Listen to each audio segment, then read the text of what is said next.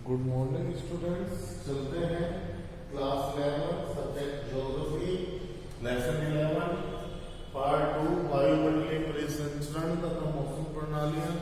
जैसा कि इससे पहले वाले पार्ट में हमने वायुमंडल के बारे में, वायुमंडल के अर्थ और एवं मापन, परिभाषा, वायुदाब का प्रभाव और महत्व कि किस तरीके से वायुदाब हमारे मौसम पर प्रभाव डालता है और किन कारणों से डालता है और उसका मापन किस तरीके से किया जाता है।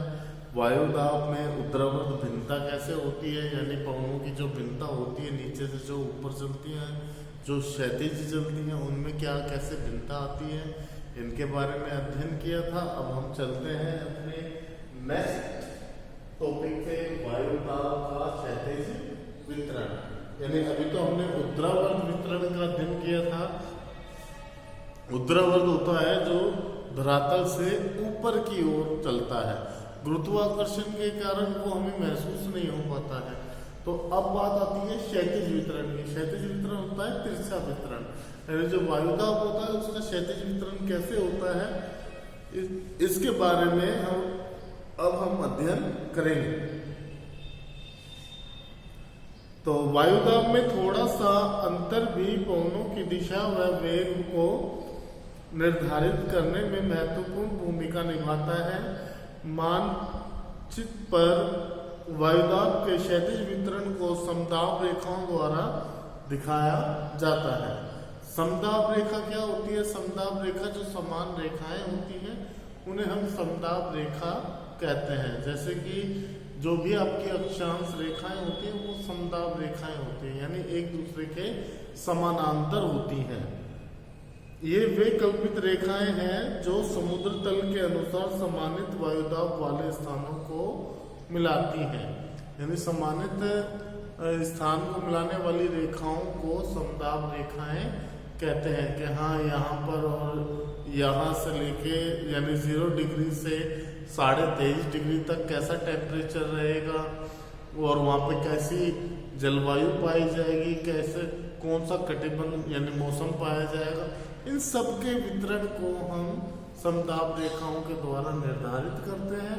ये कल्पित रेखाएं यानी कल्पना के आधार पर इनका विग्रह किया गया है खगोल शास्त्रियों के या भूगोलवेताओं के द्वारा। इसके बाद आता है सम्मानित वायुदाब। दाब पर ऊंचाई के प्रभाव को दूर करने और उसे तुलनात्मक बनाने के लिए वायुदाब मापने के बाद इसे समुद्र तल के स्तर पर घटा लिया जाता है, जिसे सम्मानित वायुदाब कहते हैं।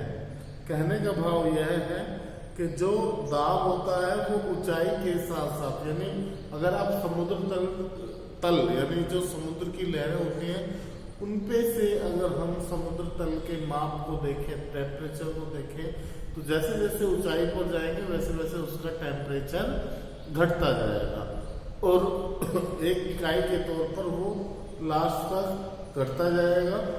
और जिसकी तुलनात्मक बनाने के लिए वायुदाब मापने के बाद हमें समुद्र तल के स्तर पर घटा लिया जाता है, जिसे सम्मानित वायुदाब कहते हैं।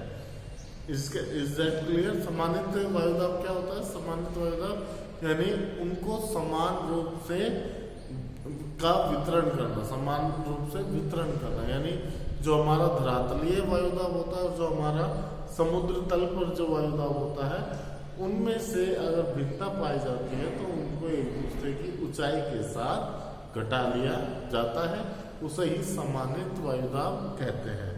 इसके बाद आता है दाब प्रवणता। समदाब रेखाएं दाब प्रवणता को भी दर्शाती हैं।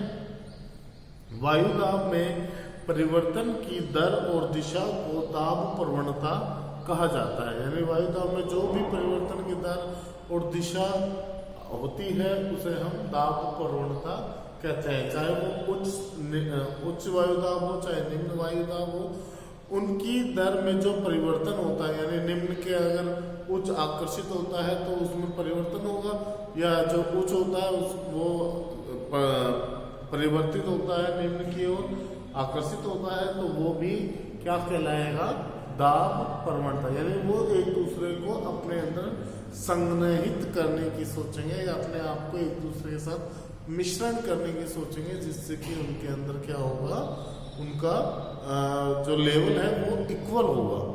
उस इक्वल को ही इक्वल करने की प्रविधि को, बराबरी करने की प्रविधि को ही दाब प्रवणता कहा जाता है। इसके बाद है उच्च एवं निम्न वायुदाब का प्रदर्शन।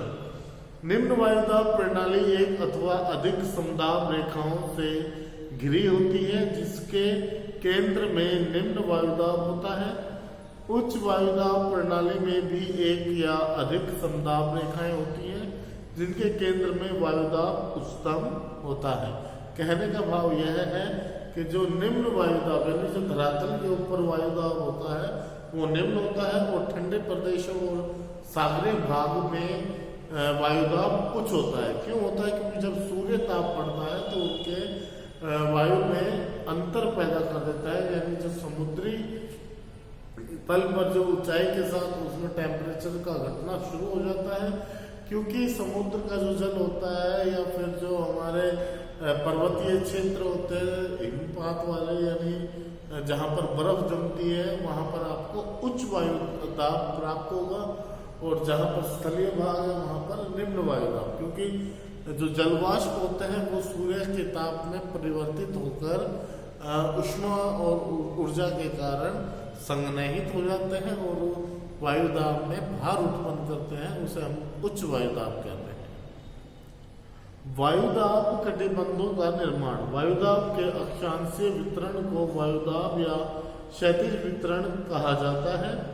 वायुदाब के अक्षांशीय वितरण को वायुदाब का क्षैतिज वितरण कहा जाता है। वायुदाब के क्षैतिज वितरण की सबसे बड़ी विशेषता यह है कि इसमें धरातल पर वायु दाब पेटियों या कटिबंधों का निर्माण होता है। भूमध्य रेखा पर निम्न दाब कटिबंध और ध्रुवों पर उच्च दाब कटिबंध ताप प्रेरित कटिबंध है। वायुदाब के कुल 7 कटिबंधों को निम्नलिखित 4 समूहों में रखा जाता है। जो वायुदाब कटिबंध है उनको 4 समूहों में बांटा गया है। सबसे पहले है भूमध्य रेखीय निम्न दाब कटिबंध, यानी कहने का भाव यह है कि जो हमारा सूर्य होता है वो सूर्य पृथ्वी से काफी दूर है, और जिसके कारण सूर्य का प्रकाश जहां पर सीधा पड़ता है 0 डिग्री अक्षांश, ये जो आपके अक्षांश रेखा होती है ये आपकी क्षैतिज वितरण को प्रदर्शित करती है। अब जब हमारी पृथ्वी सूर्य के चारों ओर चक्कर लगाती है तो ये वितरण चेंजेस होते रहते हैं और वायुमंडल में भी दबाव में भी परिवर्तन होते रहते हैं। जहां पर सूर्य का प्रकाश लंबवत पड़ेगा यानी सीधा पड़ेगा वहां पर आपकी भूमध्य रेखीय निम्न दाब कटिबंध जलवायु होगी, और जहां पर तिरछा यानी क्षैतिज पड़ेगा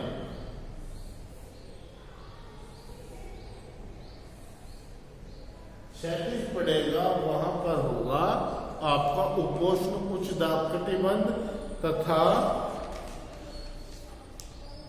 उपध्रुवीय निम्न दाब कटिबंध।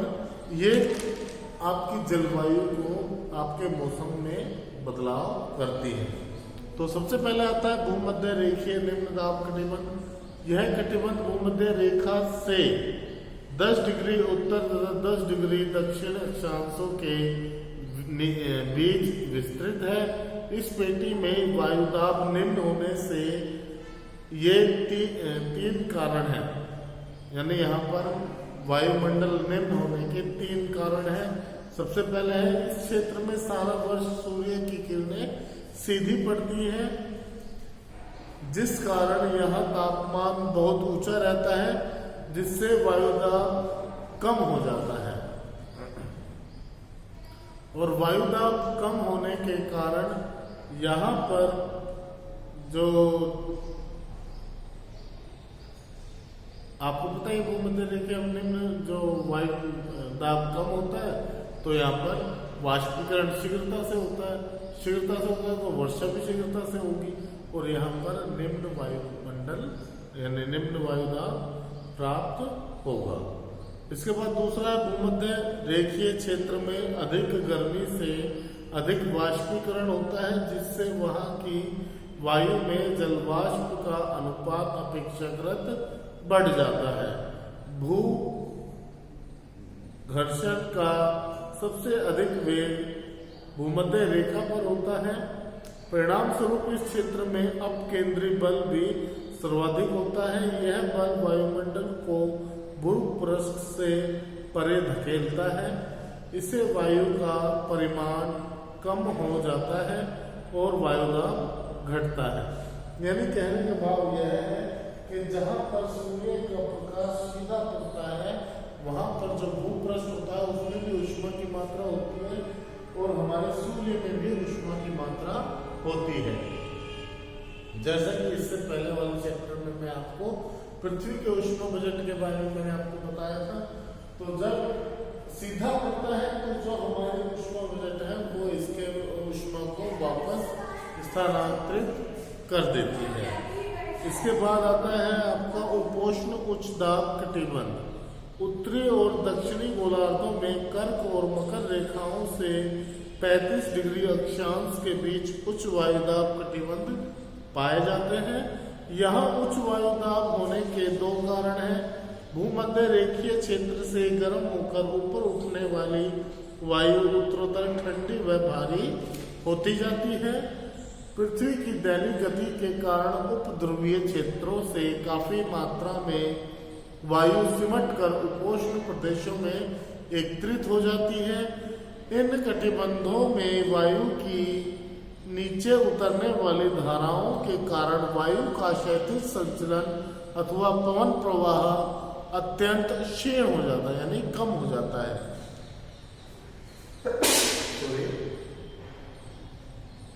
जैसा कि मैं आपको बता रहा हूं कि जब सूर्य का प्रकाश जिस क्षेत्र में सीधा पड़ रहा है वहां पर वायु हल्की यानी निम्न होकर ऊपर की ओर उठती है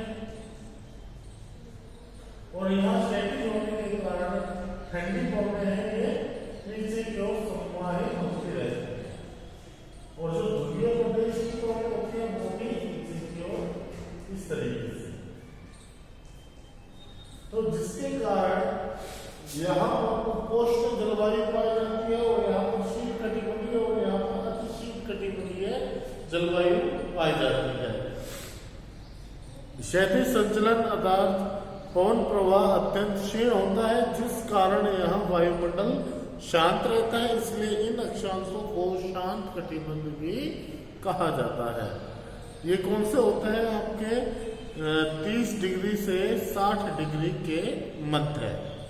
उपध्रुवीय निम्न दाब कटिबंध दोनों गोलार्धों में 80 डिग्री अक्षांश से ध्रुवों तक उच्च दाब कटिबंध पाए जाते हैं, जिन्हें ध्रुवीय उच्च दाब कटिबंध कहते हैं। यहाँ सारा वर्ष निम्न तापमान, शुष्क वायु और पृथ्वी के गुरुत्वाकर्षण के अधिक प्रभाव के कारण वायुदाब ऊंचा बना रहता है। ये वायुदाब कटिबंध स्थायी नहीं है। सूर्य की किरणों के विस्थापन के साथ ये वायुदाब पेटियां भी विस्थापित होती रहती हैं। यानी जैसे जैसे हमारी पृथ्वी सूर्य के चारों ओर चक्कर लगाती रहती है वैसे वैसे सूर्य से निकलने वाली ऊष्मा हमारे पृथ्वी के धरातल पर घूर्णन और परिक्रमण गति के कारण अलग अलग दिशाओं में पड़ती रहती है, जिसके कारण हमारे वायुदाब में चेंजेस आते रहते हैं। उस वायुदाब के बदलाव के कारण पृथ्वी पर टेम्परेचर, मौसम और पवनों में भी बदलाव होता रहता है। इसके बाद आता है समुद्र वायुदाब का विश्व वितरण। यानी जो समुद्र के ऊपर वायुदाब पड़ता है, यानी जो उष्मा यानी सूर्यताप, जब सूर्य की किरणें हमारे समुद्र पर पड़ती है तो जल वाष्पीकृत होकर उस वायुदाब को अधिक कर देता है, यानी उच्च कर देता है। तो अलग अलग मौसम के अकॉर्डिंग हमारे विश्व वितरण में अलग अलग टेम्परेचर यानी वायुदाब पड़ता रहता है। तो जनवरी में वायुदाब की स्थिति इस वायुदाब का ऋतु वितरण भी कहा जाता है। जनवरी में वायुदाब की स्थिति। जनवरी में सूर्य दक्षिणी गोलार्ध में मकर रेखा पर लगभग लंबवत चमकता है। फलस्वरूप यहाँ तापमान अधिक और वायुदाब कम होता है। निम्न वायुदाब के क्षेत्र दक्षिण अमेरिका, दक्षिण अफ्रीका और ऑस्ट्रेलिया के आंतरिक भागों में विकसित हो जाते हैं। उपोष्ण उच्च वायुदाब कटिबंध दक्षिणी गोलार्ध के महाद्वीपों से खंडित होकर केवल महासागरों पर ही विद्यमान नजर आता है। उच्च दाब का अधिकतम विकास महाद्वीपों के पूर्वी भागों में होता है, जहां ठंडी सागरीय धाराएं अपना प्रभाव डालती हैं। जनवरी में ही उत्तरी गोलार्ध में उपोष्ण उच्च वायुदाब की विकसित पेटी महाद्वीपों पर पाई जाती है। इसका कारण महाद्वीपों पर तापमान का कम होना है। आइसलैंडिक निम्न वायुदाब क्षेत्र तथा एलिशियन निम्न वायुदाब क्षेत्र कहते हैं। जुलाई में वायुदाब की स्थिति। जुलाई में सूर्य उत्तरी गोलार्ध में कर्क रेखा यानी 23.5 डिग्री उत्तरी अक्षांश पर लगभग लंबवत चमकता है, जिससे भूमध्य रेखीय निम्न दाब कटिबंध थोड़ा उत्तर की ओर खिसक जाता है। एशिया में यह सरकाव सर्वाधिक उत्तर में होता है। उत्तरी गोलार्ध में उपोष्ण कटिबंध उच्च वायुदाब पेटी महाद्वीपों पर खंडित हो जाती है। दक्षिणी गोलार्ध में उच्च वायुदाब की पूर्ण रूप से विकसित एवं चिन्ह मेखला पाई जाती है। कहने का भाव यह है कि ये सब हमारी पृथ्वी की घूर्णन और परिक्रमण गति के ऊपर डिपेंड करते हैं। जनवरी के अंदर हमारे सूर्य का जो प्रकाश है वो मकर रेखा पर लंबवत पड़ता है, जबकि जुलाई में हमारे सूर्य का प्रकाश कर्क रेखा पर लंबवत पड़ता है, जिसके कारण अलग अलग घूर्णन और परिक्रमण गति के कारण जलवायु में विभिन्नता पाई जाती है।